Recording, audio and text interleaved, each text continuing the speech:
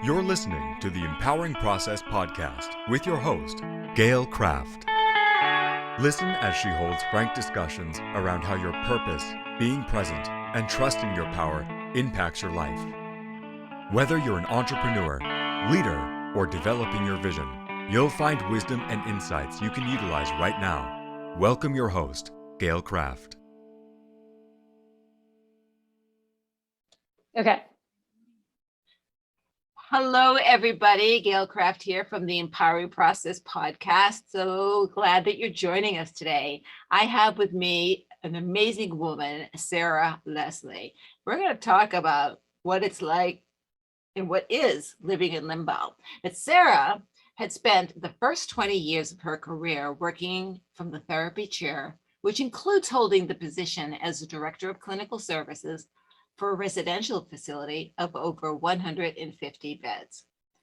But then life happened.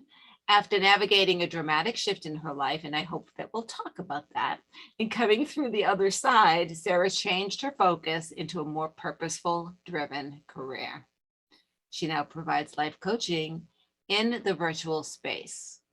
Her mission is to help high-performing individuals become the CEO of their own lives, where they are emotionally, physically, spiritually, and financially fit.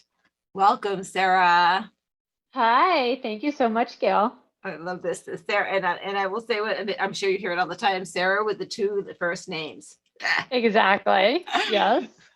So one of the things we chit-chatted a little bit about before we started is living in limbo actually has a couple of different connotations. So one of them is that space between what was and what could be. And when you take that leap of faith, you're in that space right now. So that's fantastic, right? It takes your breath away, right? Because you're free falling, right? It's like, all right, I'm letting go of this. And that's my comfort zone. That's the known factor. That's where I know what to expect, to this potentiality world that could blow up in my face. I don't know. Or I might not make it to the bridge, right? And fall flat on my face. So that's what we're going to talk a little bit about that. For me, it's the other side. I'm not afraid to take the leap. In fact, I say, I just hold my nose and dive in, right? It's water. I'm going to float back up to the top. That's how I look at it. So I'm willing to experiment, but sometimes those experiments will blow up in your face. That's the free falling that or the limbo that I've experienced that I'd like to also talk about.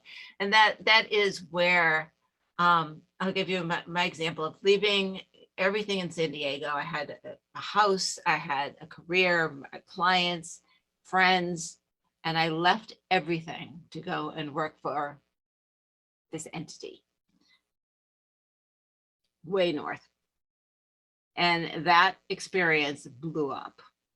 It was not what I thought it would be. It was completely outside my wheelhouse. I was miserable.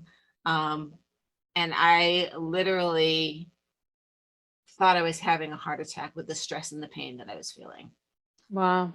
So before leaving, I did, I'm a coach. I do personal development. So I'm like, okay, Gail, if you were coaching you, how would you manage getting through the other side of this? Because I did not want to leave until I resolved why I allowed myself to be in that situation, how to navigate through it in the best way possible with ease and grace. And so I did that and left.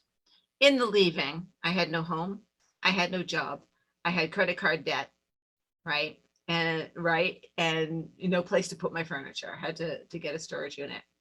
And I really had to tap into my tools to keep my sanity. I mean, there was a point there, I was doing gratitude, I was doing, empowering questions, I was writing my book, while looking to rebuild my business and get my life back on track. And at one point I'm like, okay, so how can I sell pencils on the corner downtown San Diego and make a profit? How can I literally, that's like, I need to put food on the table. How do I do that? right? And then literally my life it turned around because I got everything I was projecting that I wanted. But that living in limbo of like, holy crap, what the worst case, what do I need to do? Because I was almost living out of my car. I was within days of living out of my car, right? What am I going to do about this? And I was ready to go that route, bring the car to the beach and move it every time a police officer came over to tell me to move and go to sleep again, right? Sure. But once you face that, there's not much else that really scares you. That's why I say I just hold my nose and dive in, because I have failed enough that it's okay for me to fail again. Yeah, So definitely. so tell us a little bit about your story, about, if you're willing to, that event that occurred that shifted your life and where you're going now. Yeah, absolutely. Mm-hmm. I love your story. Thank you for sharing that. You're I welcome. can relate to it very much. Definitely the journey of going along. So growing up in a family where I very much learned like doing the right thing was important. And again, that's not something that gets taught to me directly, but it's something I learned over time. And it's the way that I took in the information. And so I always, I found myself really striving to do good and to do things the right way. And so then at about the age of 30, 31, it's just getting far enough away now. I don't remember exactly, but I found myself getting a divorce. And I was like, wow, this is really not good. This is like one of those things that I have feared happening. Growing up in the church, my dad was a pastor, lots of expectations put on me, right? Or so I heard. And really not wanting my life to turn out sort of like everyone else's because I was doing all the right things. So it shouldn't. Like it should line up and things should fall into place appropriately, or so I had been led to believe. So yeah, at about 30, 31, it was a real wake up call. And while it was hugely depressing, sad, devastating, at the same time, I can remember a very specific moment waking up about 3 months later from the time period when all that happened and feeling the most relieved, the most free, the most like release of pressure that had been there for really, I want to just go ahead and say like 30 years. It felt like that pressure was slowly building over all of that time.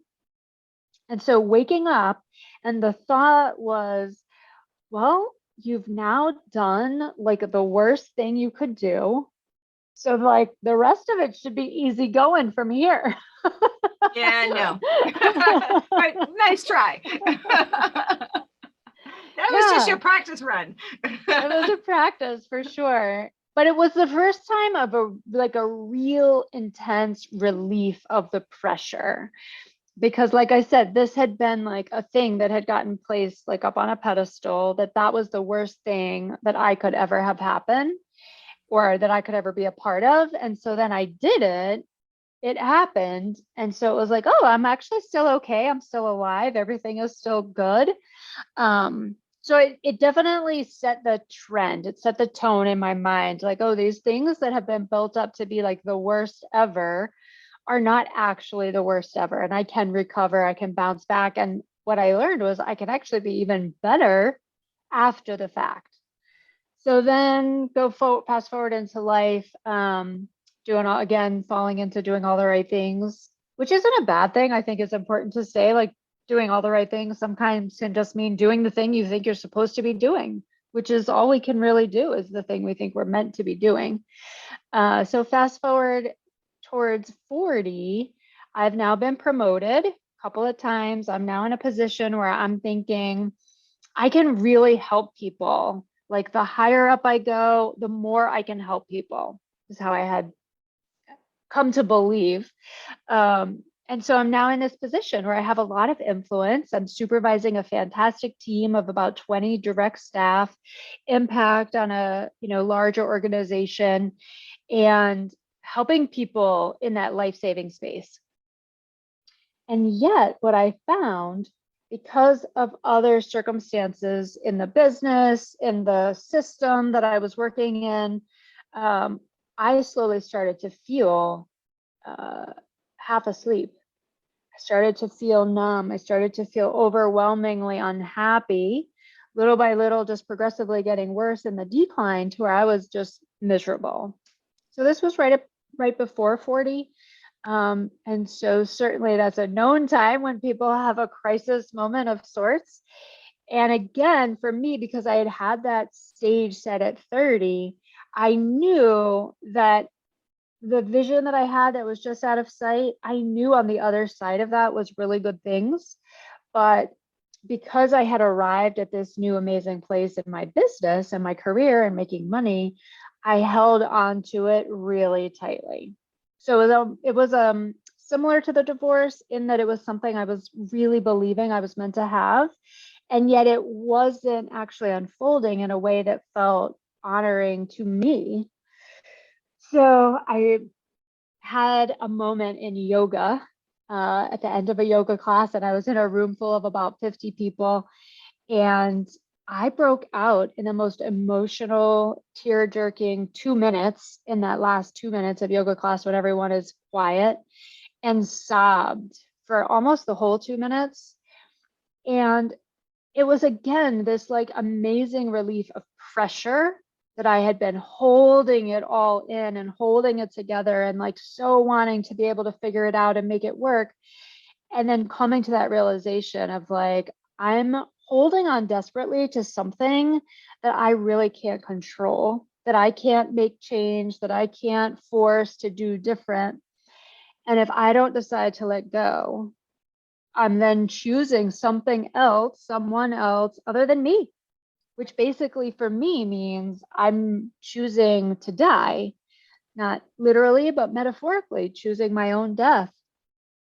So I got up off that yoga mat and I was like, essentially my mind, my thought was like, fuck no.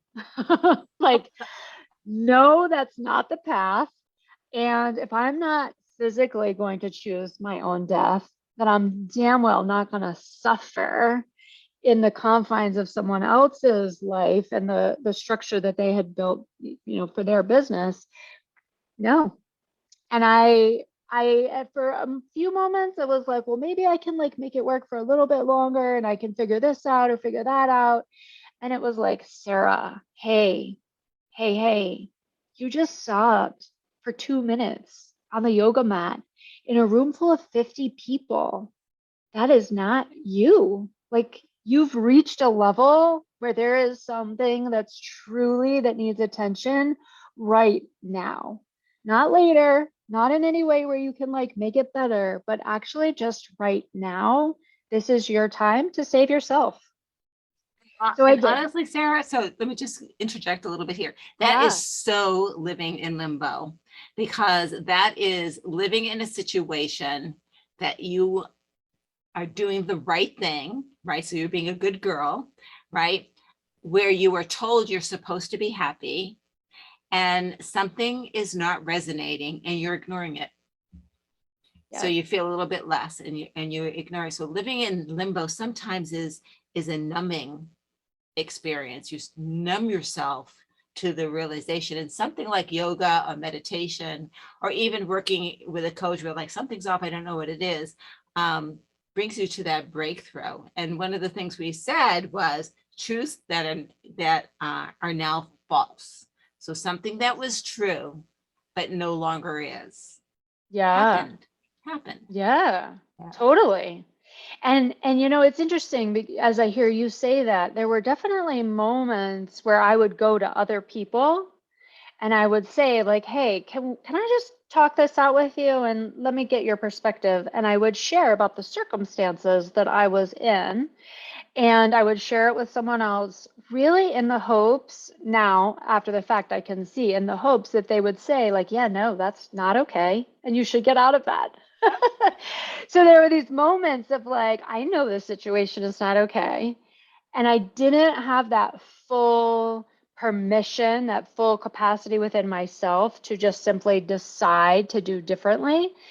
again, like you said, because there were so many systems and so many beliefs at work holding me believing like I had to stay. And so there were definitely lots of moments where I would go to other people and like run it by them and looking for them to say, yeah, you're right. There really is something wrong and you should go. And so just like you described with yoga, it was like yoga and that quiet space that I found for myself allowed me to just get really clear and really honest with myself and then literally get up from the yoga mat and make a decision. No, we're not going even one more day. Tomorrow will be the last day in that situation. I was able to find like my own permission on the yoga mat to go in and simply make the decision without talking to anyone else. And that that is where the pain of staying where you are exceeds the fear of change, right? And that's where when your conscious mind can overtake your subconscious mind, which is holding you back. The key is, I know you, definitely me, work with people with the hopes of that let's not get to that much pain. Yeah. Right. Before you make a different decision, right? Just make conscious choices every day, practice making choices Yes. every day, so that when the big things are in front of you, you can look at them safely and say, yeah, I know that I'll be living in limbo if I make a change because I don't know what that means, but it's time to walk away. And it's okay. There's no blame. There's no right. There's no wrong. And that's the thing when you say about doing the right thing, there is no right or wrong. Yeah, I know. I figured that out. Yeah. Right. That's one of those like lies that I had believed for years. Right. And still find myself in. I mean, when you do something for 40 years, you don't just leave. You don't just leave it. You don't just get up from the yoga mat and be like, okay, I'm never going to think that way again. No, Right. I continue to look for those things where I fall into the mindset of looking for the right thing to do next versus what I now know as my truth, which is doing the next right thing for myself. And how liberating is that when you know yourself so well that you can make your choices based fearlessly, right? Yeah. From that position. Every year I create a word that I will live by. And a couple of years, so the year of 2020, that January, I picked raw and real. So when we were isolated, I said, well, raw and real, I'm now isolated. So I'm going to put on my computer and I'm going to do Facebook Live first thing in the morning, whatever comes to thought, no preparation, no makeup, right out of bed. Yay. Right? I love it. Oh my God. The first few were like, oh my God. Oh, it looked terrible. The subject matter was always good because it's whatever the universe first thing in the morning told me to talk about. And then last year or the year after was unapologetically. And that's, where you're at. And it's not from ego, right? It's not like I'm going to do this. It's not from that energy space whatsoever. It's like knowing who you are. It's like, I don't have to apologize because it's none of your effing business. Yeah. Right. I used to play every once in a while the Billie Holiday song, Ain't Nobody's Business If I Do. Nice. That's great. Yeah. Right. Yeah. Music, by the way, is a great way to get your energy to where you want it to be. Totally. Right. Yes. Right. And so from living in limbo, what are some of the things that you recommend for people when they find themselves in this space of you don't know what's next? It's kind of scary. Both stories, both taking the leap is scary while you're free falling, and losing everything and being in a space that is unfamiliar is very scary. They're both living in limbo because you're in this unknown world. What is something that you would suggest people do Yeah. when they find themselves in limbo? So many things, and really depends, I suppose, on what people resonate with most. For myself, I had to gather what I now call my team of experts. So specific people, friends, professionals, people who I knew would be able to help me get to the quote other side. And that's, again, that's something that's always at work and something that's always evolving for me, depending on where I'm at and what I'm needing and what's up ahead of me that I'm desiring to bring into fruition. But I got really, really clear during this second, major liberation, as I call them.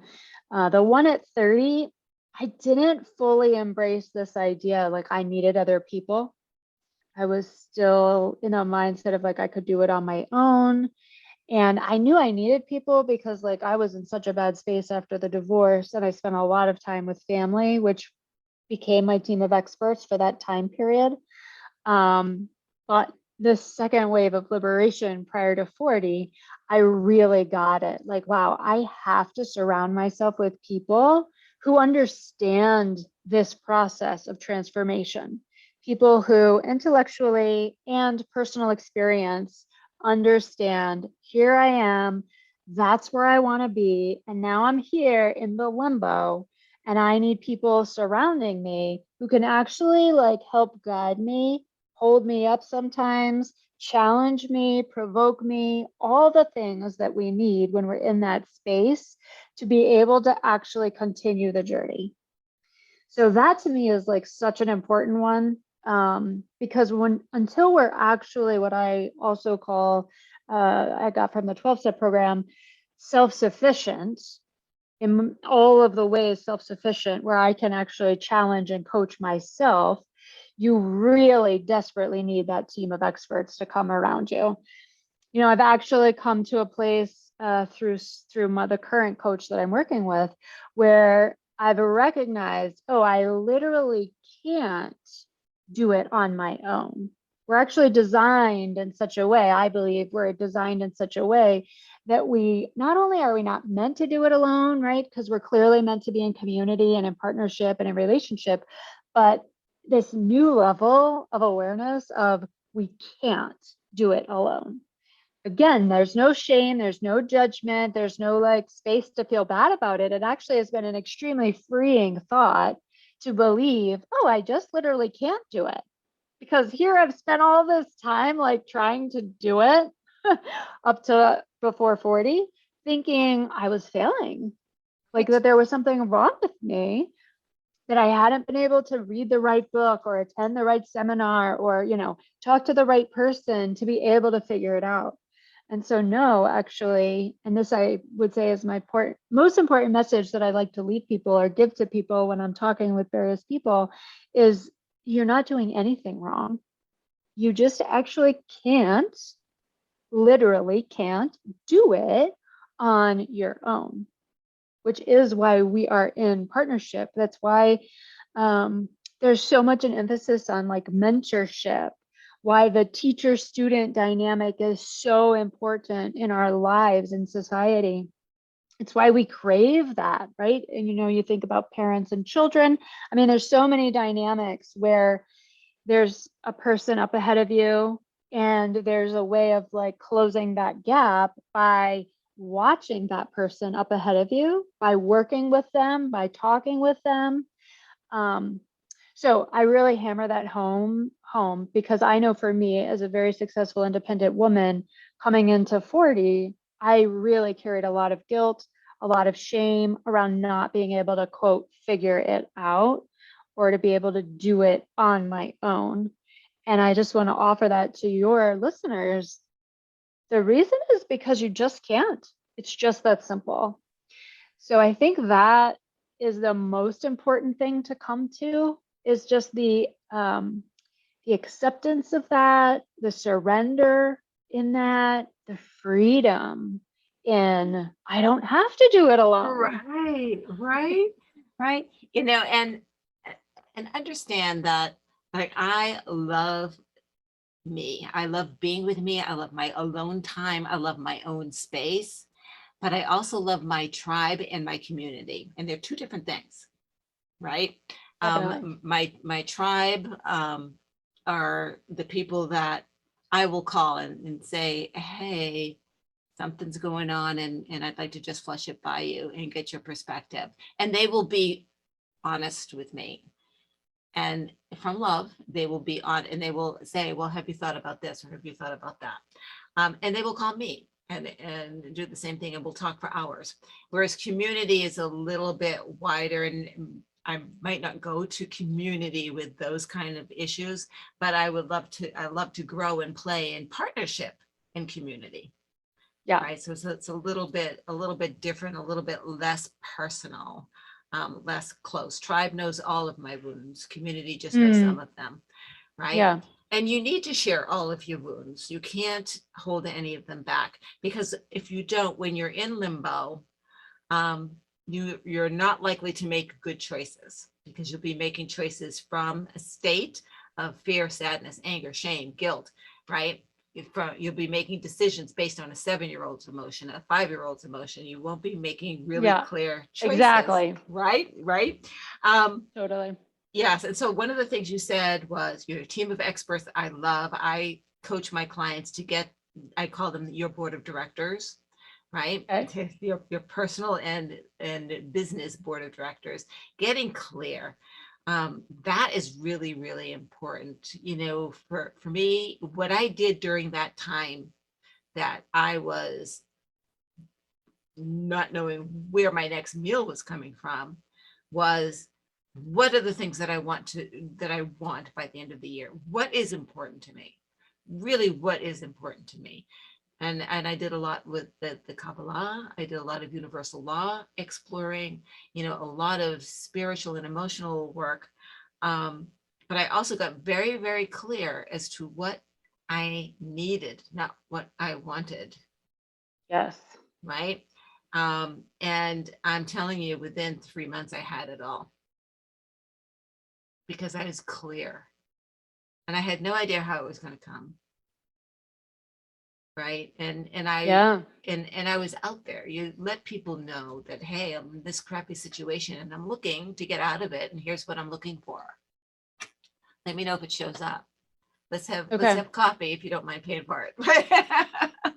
Yeah. Right. Yeah. Right. And that's being raw and real about the situation that you're in, and knowing that I put myself in that situation. I absolutely knew that I was making a mistake. But okay, so you talked about doing the right thing. I had made a commitment. And the moment that I'm like, oh, this is not going to be good, Gail, my next up, what the right thing to do is to follow through. You made a promise. Yeah. So sometimes what you think is the right thing to do, while your instinct is telling you stop, you got to follow your instinct. That's the right thing to do. Yeah. Yeah. Yeah. Definitely. I call it, at various times I've called it different things, but right now I seem to gravitate towards following my inner knowing or my inner wisdom. Yes. Because you're right, just like you had said earlier, in those years when I was in that situation, working in circumstances that weren't lining up with my inner wisdom, I was ignoring it. And in moments, I would take it to other people and run it by them to get feedback. But different from the way that you talk about going to people now, like going to tribe, I was going with the need for them to help me get free. I was going with the need for them to help me in the way that I couldn't help myself. But they were just people that I was, friends or people that cared about me. It wasn't just like I went and was talking to, somebody on the street, but they weren't people that I was intentionally choosing that I knew would be honest, that would give me the feedback that I was seeking, they were just people that were in my life that I trusted, that were good friends, colleagues, various people. But I wasn't going to them with the mindset that I needed to go to, like you described. You're going to people with a mindset, with an intention in their role. And, now I have specific people who know that I come to them for that feedback. So I've taken it, we'll say, to that next level, which is I actually have some people in my life that I have an agreement with them, like, hey, there are going to be times where I'm going to need feedback, honest, all the things that I need. And I actually have that established, the team of experts, like I was referring to it for myself. Some of the conversations, some of the languaging you'll hear when I'm talking to my tribe are things like, so Gail, how can I help you today? What's on your mind? At the end of the conversation. So we've talked a lot today. Based on our conversation, what do you see in me that I need to work on? So, right. So it's not only supporting where I want to go, and we never give each other advice. We talk about, we actually ask questions. So when I'm asked, what is it that you think I need? I will say something like, I see that you have this power, this purpose in you, but I don't see evidence that you're addressing it. And you need to embrace it. How Beautiful. how that shows up, I don't know. Right. So it's that kind of conversation. It's not specific, because what works for me doesn't work for you. So I'm not going to give you that kind of advice, but I will talk about something that I see in you that is crying to for you to pay attention to. Right. Yeah. I love that. Yeah. So, so Sarah, you are amazing. I'm so happy that you have taken a shift in your career, and that you're listening to your inner wisdom. And how can people get in touch with you if they wanted to? So the best way is to go to my website, which I'm very proud of recently getting that up and going, sarahlesliecoaching.com. Sarah, S-A-R-A-H, Leslie, L-E-S-L-I-E, coaching.com. Fantastic. I think I stuck my nose out there. It's a pretty website. Thank you. Thank you. Yep. Yeah. I usually do something like that just before we meet. So everybody, thank you so much for listening to the Empowering Process podcast. If something that we said resonates with you, and you have a question or something more that you want us to dive into, leave a comment, and maybe Leslie and I will get a chance to get together, or Sarah and I will get to see two first names will throw you up, get a chance to work together again and address that question. If you know someone who maybe could gain from this information, share it out to them. And as always, love it, subscribe to us, let us know that you care, because we care too. Thank you very much, Sarah. Bye-bye. Thank you. Appreciate it. Thank you for listening to the Empowering Process podcast. Be sure to visit Gail at gailcraft.com to learn more about how she serves thought leaders, entrepreneurs, and goal seekers. And remember, if you like this broadcast, be sure to share and subscribe so you don't miss an episode.